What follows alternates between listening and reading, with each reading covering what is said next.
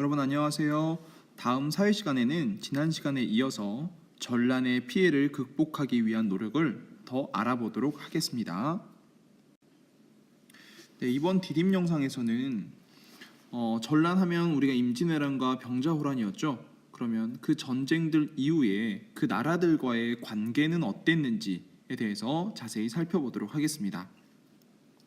먼저 여러분, 임진왜란을 일으킨 일본의 정부는 도요토미 히데요시 정부였죠. 그 정권이 무너지게 됩니다. 즉 임진왜란이 끝난 것도 도요토미 히데요시가 죽게 되면서 흐지부지 된 거겠죠. 그러면 도요토미 히데요시 정권이 무너지게 되었는데요. 일단 임진왜란이 일어나면서 우리 조선 사람들, 이 사람들이 포로로 끌려가게 됩니다. 일본으로 끌려가게 돼서 결국 포로로 끌려가 놓고 얘네들이 이제 뭘 했느냐? 조선의 뛰어난 문화를 이제 전수해 달라고 한 거죠. 그래서 한 수 알려달라고 합니다. 한 수 알려달라고 하면서 이 포로로 끌려간 사람들이 일본 문화를 발전시키는데 큰 기여를 하게 되는 거죠. 네, 여러분 일단 생각해 보세요. 이제 포로 이야기는 그렇다고 치고, 여러분 이렇게 지금 싸운 나라와 과연 우리가 친하게 지낼 수 있었을까요? 당연히 친하게 지낼 수 없었겠죠. 그래서 전쟁 직후에는 일본과 교류가 중단됩니다. 그래서 이 두 나라는 교류를 하지 않게 되죠. 그런데 몇 년 후에 일본이 다시 교류를 요청하게 됩니다. 제발 우리랑 좀 교류하자, 좀 친하게 지내자 다시. 그렇게 전쟁을 일으켜놓고 일본이 교류를 요청하게 되는 거죠. 그때 조선은 끌려갔던 포로를 조선으로 다시 데리고 올 수 있도록 해달라라고 요구를 하는 겁니다. 그러면서 그래 그러면 앞으로 니네랑 교류를 하겠다라고 한 거예요. 네, 우리 조선이 일본과 다시 교류를 하면서 일본에 파견한 대규모 사절단을 우리는 통신사라고 부릅니다. 통신사는 개항기 이전까지 조선이 일본에 파견한 대규모 사절단이에요. 개항기는 나중에 공부하게 되니까요. 이제 그건 그때 보고요. 통신사라는 명칭은 우리가 알고 있어야 되겠습니다. 그래서 여러분 교과서에 보면 그 사파가 그림이 나와 있어요. 이 통신사의 주된 역할은 무엇이었냐? 이 조선의 문화를 일본에게 전해주는 거였습니다. 즉, 좀 더 발전된 우리 조선의 문화를 일본에게 전해줌으로 인해서 일본 문화가 이제 발전하게 되는 거였죠. 이번에는 병자호란 이후, 병자호란 1637년에 병자호란이 있었죠. 병자호란 이후에 어떻게 되었냐라고 살펴볼 건데, 병자호란을 일으킨 나라, 즉 청나라는요, 중국에서 오랑캐로 불렸던 그런 사람들이죠.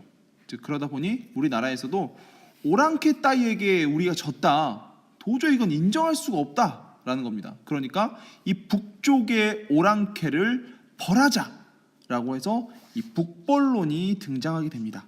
그때 왕이 효종이란 사람이었고요. 그리고 송시열이라는 인물이 등장하게 됩니다.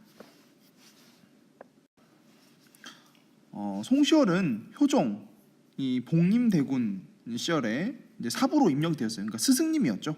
그러면서 이제 두 사람이 매우 깊은 유대 관계, 친해지게 되면서 이제 서로의 생각이 맞아들게 된 거겠죠. 그래서 청을 공격해서 우리가 졌던 그런 부끄러움을 씻어내자라고 한 겁니다.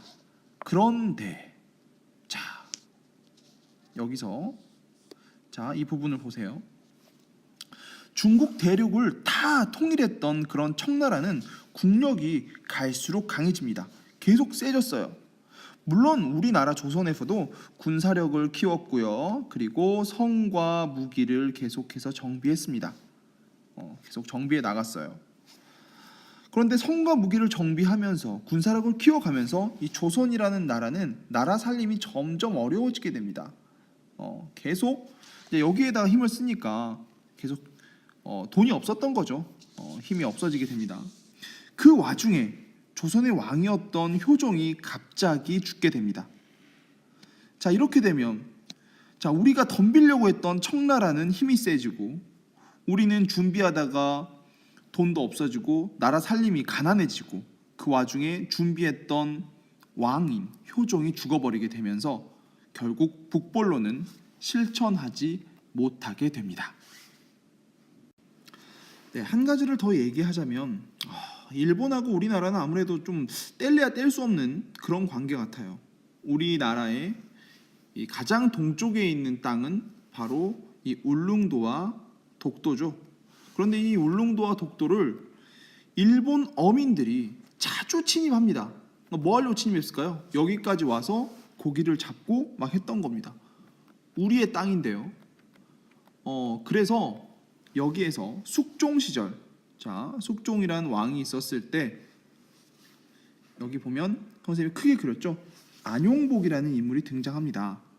이 안용복이라는 인물은 이 독도 주변에 나타나는 일본 어민을 쫓아냅니다. 그리고 일본으로 건너가서 일본 사람들에게 울릉도와 독도가 조선의 땅임을 확인시키고 돌아왔는데요. 자, 이 인물은 나라에서 파견한 그런 관리가 아니었습니다. 그냥 일반 어부였는데요. 엄청난 용기를 가지고 갔던 거죠. 그런데 가면서 관리 복장을 하고 가가지고 안 좋았던 일이 있긴 합니다. 그 일은 선생님이 다음에 좀 더 자세히 이야기해 보도록 하겠습니다. 자, 그런데 그 이후에도 일본 어민들은 계속해서 침범을 합니다. 그래서 대한제국 시기가 되면서 나중에 우리 조선이 이제 대한제국이 되죠.